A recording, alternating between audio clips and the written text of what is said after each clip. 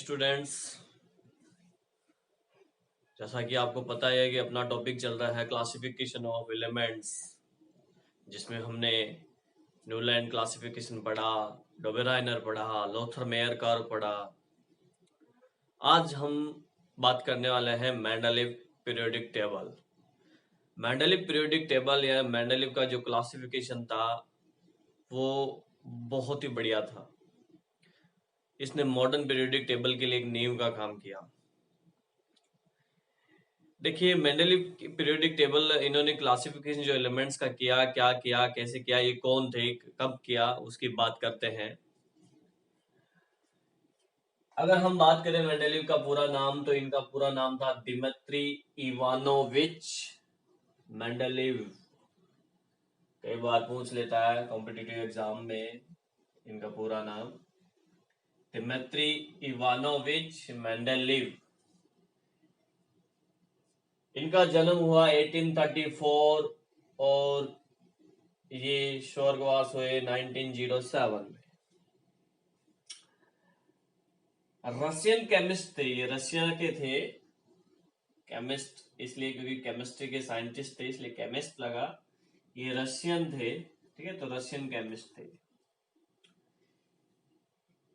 Mendeleev periodic table में इन्होंने क्या किया था, क्लासिफिकेशन क्या किस बेस पे क्लासिफिकेशन किया। देखिए, arrange in order of increasing atomic weight, यानी कि इन्होंने एलिमेंट्स का जो क्लासिफिकेशन किया वो एटॉमिक वेट के बेस पे किया।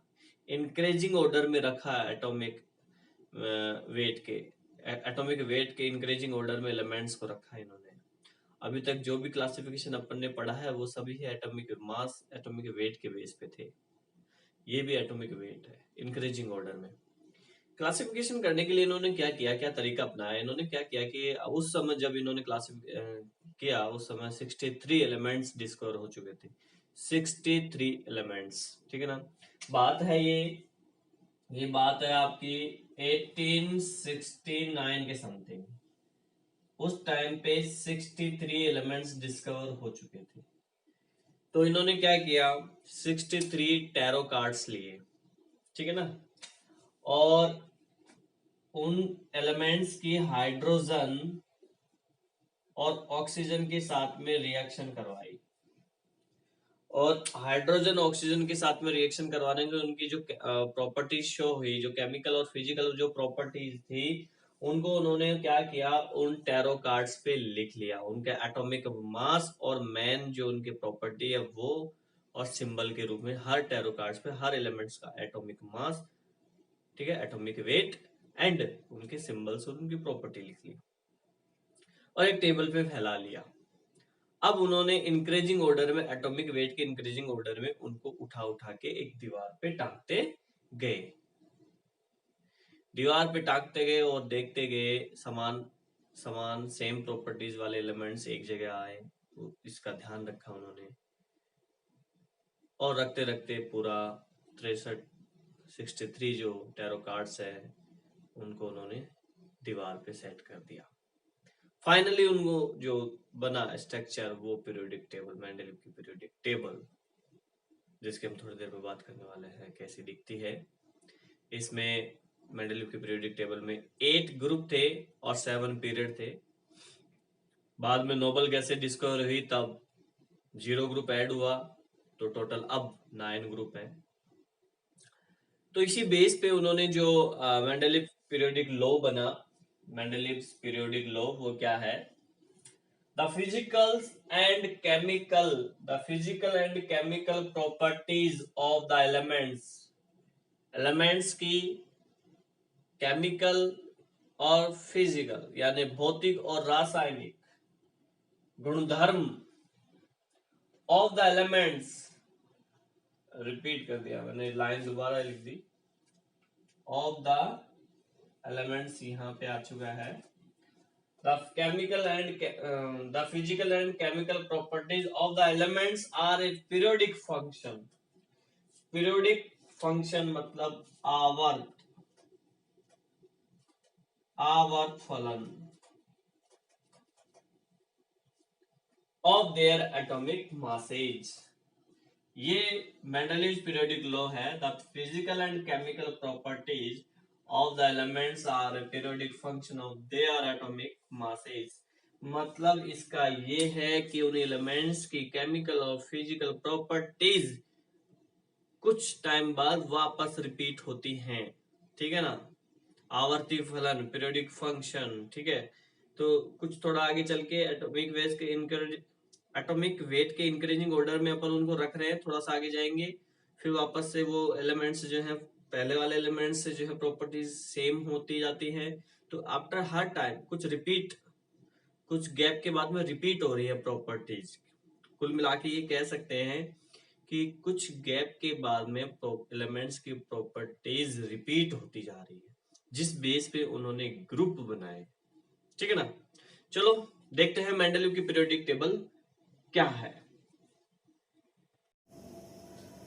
चलो स्टूडेंट्स, अब अपन बात करते हैं कि वो क्या है, मेंडलीव की पीरियोडिक टेबल कौन सी है, कैसी दिखती है। Let's see. ये है मॉडिफाई मेंडलीव पीरियोडिक टेबल, यानी कि मेंडलीव ने जो पीरियोडिक टेबल बनाई है उसमें कुछ टाइम बाद में मॉडिफाई किया गया। उसके बाद जो पीरियोडिक टेबल है वो ये है। इस यहां पे देखो मैंने ये कुछ जगह खाली छोड़ रखी है, क्योंकि आपको पता है बोर्ड पे लिखूंगा इतनी सारी चीजें, टाइम बहुत ज्यादा लगेगा। तो वो पीरियोडिक पूरी कंप्लीट पीरियोडिक टेबल आप वीडियो में मैं अटैच कर दूंगा, डायग्राम उसमें देख सकते हो, टेबल को अटैच कर दूंगा। लेकिन यहाँ कुछ मैंने जो अपन जिन टॉपिक्स पे अपन बात करने वाले हैं वो मैंने यहाँ पे शो कर दिया है, तो ऐसी कोई दिक्कत नहीं होगी। देखिए मेंडलीव की पीरियोडिक टेबल के अंदर अगर हम बात करें तो ये जो रोमन नंबर्स में लिखा हुआ है, first, second, third, fourth, fifth, six, seventh, eighth और 0, ये जो वर्टिकल लाइंस हैं, ये वर्टिकल जो लाइंस आपको दिख रही हैं, इनको बोलते हैं ग्रुप्स। देखो वर्टिकल रोज ग्रुप्स कितने हैं टोटल? 9 ग्रुप है। मॉडिफाई मेंडलीव पीरियोडिक टेबल में टोटल 9 ग्रुप हैं। और मेंडलीव की पीरियोडिक टेबल में टोटल जो ग्रुप थे वो थे 8। ये चीज आप ध्यान रखना, मेंडलीव ने जो पीरियोडिक टेबल बनाई उसमें ग्रुप 8 थे, 8। और अभी जो मॉडिफाई मेंडलीव पीरियोडिक टेबल है, अभी कहें कि मेंडलीव की पीरियोडिक टेबल में कितने ग्रुप हैं, तो हम बोलेंगे 9। कितने ग्रुप थे? हम बोलेंगे 8। ऐसा क्यों? क्योंकि ये जो 0 ग्रुप है, जब मेंडलीव ने पीरियोडिक टेबल बनाई थी उस समय 0 ग्रुप यानी ये हैलोजेंस रखे हुए हैं, इसमें हैलोजेंस डिस्कवर नहीं हुए थे। नोबल गैसें हैं ये, हैलोजन नहीं, नोबल गैसें हैं। तो नोबल गैसें उस समय डिस्कवर नहीं हुई थी, इस वजह से उन्होंने केवल 8 ग्रुप ही रखा। बाद में जब नोबल गैसें डिस्कवर हुई तब ये 0 ग्रुप बाद में ऐड किया गया, इसलिए टोटल आज 9 ग्रुप हैं और उस टाइम पे 8 ग्रुप थे। तो जो वर्टिकल रोज हैं इनको ग्रुप बोलते हैं, जिनकी टोटल आज प्रेजेंट टाइम में कितनी है संख्या? 9 है। ये हॉरिजेंटल लाइन जो आपको दिख रही है, जिनको 1 2 3 4 5 6 7, ये जो हॉरिजेंटल लाइनें हैं, ठीक है, आप देख सकते हैं, ये हैं पीरियड्स। इनको बोलते हैं पीरियड्स यानी आवर्त, हिंदी में आवर्त। और इनकी संख्या है 7। कितनी है इनकी संख्या? 7 है। टोटल कितने हैं ये? 7 है हॉरिजेंटल रोज। अब देखिए जो मेंडलीव ने पीरियोडिक टेबल बनाई वो तो समझ में आ गया कि इसमें ग्रुप जो है 9 है और पीरियड्स जो हैं वो 7 हैं। मेंडलीव ने अपनी पीरियोडिक टेबल में जो ये ग्रुप हैं, फर्स्ट, सेकंड, थर्ड, 8 तक के, इन ग्रुप्स को 2 पार्ट में डिवाइड किया, ए और बी। आप देख सकते हो यहां पे मैंने लिखा है ए और बी, यानी first A first B, second A second B, third A third B, fourth A fourth B, fifth A fifth B, six A sixth B, seventh A seventh B. 8 को नहीं किया, ठीक है। 2 पार्ट में डिवाइड किया, पर इसमें कोई बीच में लाइन उन्होंने खींची नहीं। फर्स्ट ए एलिमेंट यहां तो फर्स्ट बी एलिमेंट यहां रख दिया, जैसा कि यहां देख सकते हो आप, फर्स्ट ए का एलिमेंट है पोटेशियम और फर्स्ट बी का एलिमेंट है कॉपर Cu। ठीक है, ऐसा ही है, फर्स्ट ए ये फर्स्ट बी में है, ये फर्स्ट ए ये फर्स्ट बी में है। तो इस टाइप से एक ग्रुप में दो एलिमेंट्स को डिवाइड करके उन्होंने रखा ए और बी पार्ट्स में। लैंथेनाइड और एक्टिनाइड्स अलग से नीचे रो दे रखी हैं।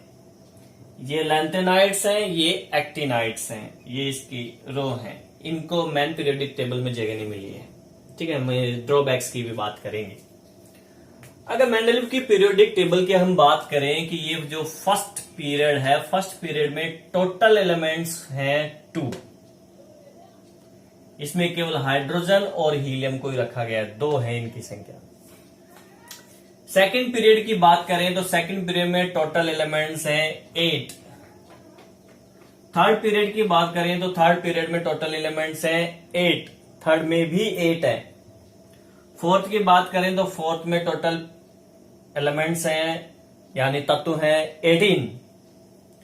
फिफ्थ में एलिमेंट्स की बात करें तो फिफ्थ में 18 है। सिक्स्थ में बात करें तो सिक्स्थ में 32 एलिमेंट्स रखे हुए हैं। और सेवंथ पीरियड में बात करें, सेवंथ जो पीरियड है उसकी बात करें तो ये इन नॉट कंप्लीट, इनकम्प्लीट है, यानी अब ये फिल नहीं हुआ है, फिल नहीं हुआ था और डिस्कवर होना बाकी थे। तो ये 7 आज भी ये मॉडर्न पीरियोडिक टेबल में भी इनकम्प्लीट है एक तरह से। तो ये मेंडलीव की पीरियोडिक टेबल थी, समझ रहे हो। इस मेंडलीव की पीरियोडिक टेबल के अंदर जो अभी ने बात की थी कि प्रॉपर्टीज जो है कुछ आगे जाके कुछ टाइम बाद में उनकी प्रॉपर्टीज सेम होती जाती हैं। ठीक है ना। पीरियोडिक फंक्शन जो एटॉमिक मास से जो पीरियोडिक फंक्शन के अकॉर्डिंग इंक्रीजिंग ऑर्डर में उन्होंने रखा था, एटॉमिक मास के इंक्रीजिंग ऑर्डर में ये जो रखा, ठीक है, यूं रखा था। तो एक कुछ रिपीट होता है, यहां पे आए हम तो ये, फिर यहां से जाएंगे तो वापस ये आ जाएगा, फिर यहां से यूं चले तो ये आ गया। तो ये एक रिपीटेशन हो रहा है। तो इसमें ये आने वाले, इस ग्रुप में आने वाले एलिमेंट्स की प्रॉपर्टीज क्या है, सेम है। इसी टाइप से इस ग्रुप में आने वाले की प्रॉपर्टी क्या हो जाएगी, सेम। इसी टाइप से इसमें ग्रुप में आने वाले की प्रॉपर्टी क्या हो जाएगी, सेम। ऐसे सेम होती जाएंगी रिपीटेशन से। इसलिए कह सकते हैं कि मेंडलीव की पीरियोडिक टेबल काफी हद तक बहुत अच्छी थी।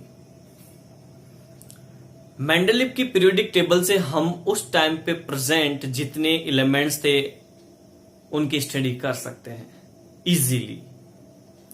उस टाइम पे 63 के समथिंग एलिमेंट्स थे। और अगर आज की बात करें तो आज हम बात करें तो मेंडलीव की पीरियोडिक टेबल से हम लगभग 105 एलिमेंट्स की स्टडी कर सकते हैं इजीली। मेंडलीव की पीरियोडिक टेबल की ये विशेषता है। तो ये यूं कह सकते हैं कि मॉडर्न पीरियोडिक टेबल के लिए इन्होंने नींव का काम किया। एक मकान बनने के लिए नींव जितनी जरूरी होती है उसके ऊपर मकान बनाया जाता है, सेम वैसे ही मॉडर्न पीरियोडिक टेबल के लिए इन्होंने नींव का काम किया। तो कुल मिला के बात यह है कि इनकी जो पीरियोडिक टेबल है वो काफी अच्छी थी। इसी वजह से मेंडलीव को 1906 में नोबेल प्राइज मिला था। उसकी कई जगह स्टेच्यूज बने हुए हैं। इतना सम्मान उनको दिया गया क्योंकि मॉडर्न पीरियोडिक टेबल की नींव रखी उन्होंने। ठीक है, तो कुछ बेसिक नॉलेज इसका अपन को पता चल चुका है कि मॉडर्न पीरियोडिक टेबल क्या थी, कैसी, मॉडिफाइड मेंडलीव की पीरियोडिक टेबल कैसी थी। तो वो ये मेंडलीव की पीरियोडिक टेबल है मॉडिफाइड। ठीक है, अब हम बात करते हैं इसकी क्या एडवांटेज थे, क्या डिसएडवांटेज हैं, या यूं कह सकते हैं कि क्या उपलब्धता रही मेंडलीव की पीरियोडिक टेबल की और क्या कमियां, ड्रॉबैक्स क्या हैं इसके मेंडलीव की पीरियोडिक टेबल में, उनकी बात करते हैं। चलो बात करते हैं importance of Mendeleev periodic table, यानी कि मेंडलीव की जो पीरियोडिक टेबल थी उसकी क्या इंपोर्टेंस है, क्या फायदे हुए हमें। तो importance of Mendeleev periodic table, इसके 3 पॉइंट्स हैं। मैं आपको उन 3 पॉइंट्स के अकॉर्डिंग इसके जो इंपोर्टेंस वो बताऊंगा, समझाऊंगा।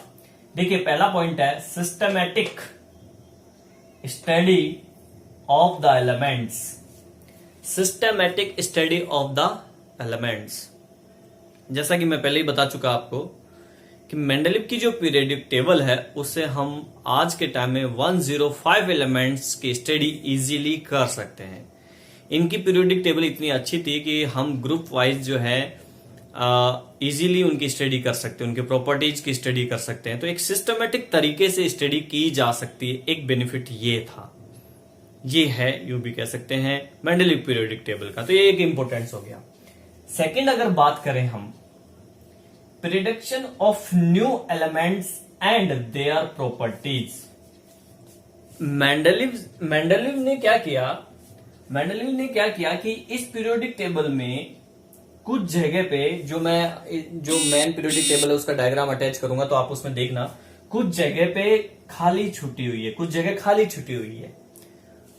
यानी वो उनका दिमाग इतना तेज था कि उन्होंने देखा कि कुछ एटॉमिक मास जो है थोड़ा गैप आ रहा है, तो इसके अकॉर्डिंग उन्होंने सोचा कि यहां कोई एलिमेंट्स रखा जाएगा बाद में, इन फ्यूचर। आज वो एलिमेंट डिस्कवर नहीं हुआ है, लेकिन इन फ्यूचर अगर वो डिस्कवर होता है तो इजीली हम यहां रख सकते हैं उसको। तो उनको ये पता था कि और भी एलिमेंट्स नेचर में, और भी एलिमेंट्स जो हैं प्रेजेंट हैं, पर आज हमें उनके बारे में पता नहीं है। इसलिए उन्होंने क्या किया, अपनी पीरियोडिक टेबल में कुछ जगह छोड़ दी जहां जहां उनको महसूस हुआ, ठीक है ना। उसी बेस पे आने वाले साइंटिस्ट ने ये सोचा कि यहां पे कुछ एलिमेंट्स हैं, तो उन्होंने अपनी खोज जारी रखी और उस बेस पे कुछ एलिमेंट्स बाद में डिस्कवर हुए जिनको इसमें रखा जा सका। तो ये एक आधार हो गया नए एलिमेंट्स को खोजने का। तो एक बेनिफिट ये हो गया। थर्ड पॉइंट की बात करें तो correction of doubtful atomic masses. Mendeleev की पीरियोडिक टेबल से पहले कुछ एलिमेंट्स का एटॉमिक मास जो था गलत था, रॉन्ग था। मेंडलीव की पीरियोडिक टेबल में मेंडलीव ने क्या किया, उनका कुछ एटम्स का एटॉमिक मासेज ठीक किया, कुछ एलिमेंट्स का एटॉमिक मास क्या किया उन्होंने, ठीक किया। फॉर एग्जांपल बेरिलियम हुआ, ठीक है ना। तो इनका क्या एटॉमिक मास, कुछ एलिमेंट्स का एटॉमिक मास इन्होंने ठीक किया, जो कि अब तक मेंडलीव तक क्या चल रहे थे, गलत चल रहे थे। यहां आके वो ठीक हुए। तो ये एक डाउटफुल जो एटॉमिक मासेज था उनको, उस डाउट को भी उन्होंने हटा दिया। तो ये बेनिफिट्स थे मेंडलीव की पीरियोडिक टेबल के, बेनिफिट है ये, importance of Mendeleev periodic table है। 3 पॉइंट्स में आप इनकी स्टडी कर सकते हो। Systematic study of the elements and prediction of new elements and their properties and correction of doubtful atomic masses. ठीक है, चलो स्टूडेंट, अब बात करते हैं मेंडलीव पीरियोडिक टेबल के डिफेक्ट्स क्या है, क्या इसके ड्रॉबैक्स हैं जिससे कि हमें मॉडर्न पीरियोडिक टेबल की जरूरत पड़ी। देखिए, डिफेक्ट्स में भी हम पॉइंट वाइज इसकी स्टडी करते हैं। फर्स्ट पॉइंट है हमारा position of hydrogen. Position of hydrogen में मेंडलीव की पीरियोडिक टेबल में भी हाइड्रोजन की पोजीशन फिक्स नहीं है, और क्योंकि इसकी जो प्रॉपर्टी होती है, हाइड्रोजन की प्रॉपर्टी जो है एल्कलाइन अर्थ मेटल से भी मैच होती हैं, और उस तरफ अगर बात करें तो हैलोजन से भी ये प्रॉपर्टी मैच रखता है। ये नॉन मेटल है, पर इसकी कुछ प्रॉपर्टी जो है एल्काइल मेटल से भी मैच होती हैं। तो इसकी पोजीशन फिक्स नहीं, यहाँ पे रखा जरूर है ये, लेकिन प्रॉपर्टीज इसकी 2 जगह से मैच होने के कारण इसकी पोजीशन आज भी फिक्स नहीं है। सेकेंड टॉपिक की बात करें तो एनानोमस पोजीशन ऑफ सम एलिमेंट्स। कुछ एलिमेंट्स की पोजीशन ऐसी है जो उनके, जैसे अपन ने बात की कि मेंडलीव की पीरियोडिक टेबल जो बनाई गई थी वो बनाई गई थी इंक्रीजिंग ऑर्डर में, एटॉमिक मासेस की इंक्रीजिंग ऑर्डर में। तो यहां पे अगर बात करें, कुछ जगह देखो मैंने लिख रखा है इसी वजह से कि ये आर्गन है, आर्गन का एटॉमिक मास है 39.9, और यहां आप देख सकते हो पोटेशियम इसके नेक्स्ट है 39.1, तो इसका 39.1 है, जबकि आर्गन का 39.9 है। इट मीन्स ज्यादा एटॉमिक मास तो इसका है, तो आगे तो ये आना चाहिए, बट रखा किसको गया है आगे, नेक्स्ट पोटेशियम को रखा गया है। इसी टाइप से अगर हम यहाँ पे बात करें तो यहाँ पे देखिए ये कोबाल्ट है और ये निकल है, ठीक है। तो कोबाल्ट का एटॉमिक मास है 58.93, जबकि निकल का एटॉमिक मास है 58.71। तो 58.71 और 58.93 इनमें से ज्यादा कौन है? ये है कोबाल्ट का। तो कोबाल्ट यहां आना चाहिए निकल की जगह और निकल आना चाहिए कोबाल्ट की जगह, पर इन्होंने ऐसा नहीं कर रखा। तो ये कुछ जगह पे ऐसा देखने को मिला मेंडलीव की पीरियोडिक टेबल में। एक ड्रॉबैक्स हो गया ये, नो को relation of elements in sub groups. कुछ ग्रुप्स में जो है एलिमेंट्स का रिलेशन बैठ नहीं रहा। फॉर एग्जाम्पल अगर बात करें, यहां पे देखिए, यहां पे हम बात करते हैं पोटेशियम फर्स्ट ए में है और फर्स्ट में ही कॉपर रखा हुआ है, रुबिडियम और एजी है सिल्वर, सीएस है सीजियम और है सोना गोल्ड। ठीक है, अब ये एक ही ग्रुप के कैंडिडेट हो गए, एक ही ग्रुप में रखे हुए, एक ही ग्रुप के मेंबर हैं, पर इनकी प्रॉपर्टीज की अगर बात करें तो फर्क बहुत ज्यादा है। यूं समझ सकते हैं कि रात दिन का फर्क है। पोटेशियम ये जो एल्काइल मेटल्स हैं और इन कॉपर, सिल्वर और गोल्ड, इनकी प्रॉपर्टीज आपस में मैच नहीं होती हैं, उसके बावजूद भी ये एक ग्रुप में रखे हुए हैं। तो ये भी एक ड्रॉबैक है। इसके अलावा देखिए एक और एग्जांपल मैं आपको बता दूं कि यहां पे आप देख सकते हो कि चौथे पॉइंट में हम बात करते हैं different groups for similar elements. तो different group for similar elements, अलग अलग ग्रुप में सिमिलर एलिमेंट्स रखे हैं। ये ग्रुप फर्स्ट है, ये ग्रुप सेकंड है। तो इसमें एग्जांपल देख सकते हो, ग्रुप फर्स्ट में रखा हुआ है कॉपर और ग्रुप सेकंड में उन्होंने रखा मरकरी Hg। दोनों कॉपर और Hg दोनों का ग्रुप अलग अलग है, कॉपर का फर्स्ट है और मरकरी का सेकंड ग्रुप है। उसके बावजूद दोनों की प्रॉपर्टी क्या होती है? सेम होती है। दोनों की लगभग प्रॉपर्टी क्या है? सेम है, लेकिन ग्रुप अलग अलग है। तो ये भी क्या हो गया? ड्रॉबैक्स है, क्योंकि अगर प्रॉपर्टी सेम है तो एक ही ग्रुप में आनी चाहिए ना कैंडिडेट, बाकी अदर की तरह। पर यहाँ पे ये ड्रॉबैक्स हो गया, अलग है ये। Position of lanthanide and actinide. Position of lanthanide और एक्टिनाइड मॉडर्न पीरियोडिक टेबल का भी ड्रॉबैक्स है और मेंडलीव की पीरियोडिक टेबल का भी ड्रॉबैक्स है। बाद में जब लैंथेनाइड और एक्टिनाइड पता चला तो उनको जो है लैंथेनाइड और एक्टिनाइड से जो आगे के जो एलिमेंट्स डिस्कवर हुए तो वो इस मेन पीरियोडिक टेबल में उनको जगह नहीं मिली, तो अलग से नीचे रखा गया है लैंथेनाइड्स और एक्टिनाइड को। इनकी पोजीशन नीचे अलग से है, मेन पीरियोडिक टेबल में नहीं है। तो एक ड्रॉबैक्स ये है। तो दोस्तों ये 5 ड्रॉबैक्स हो गए, डिफेक्ट्स हो गए मेंडलीव की पीरियोडिक टेबल के। Position of hydrogen, anomalous position of some elements and no correlation of elements in sub groups, different groups for similar elements and position of lanthanide and actinide. Next part में हम बात करेंगे modern periodic table की।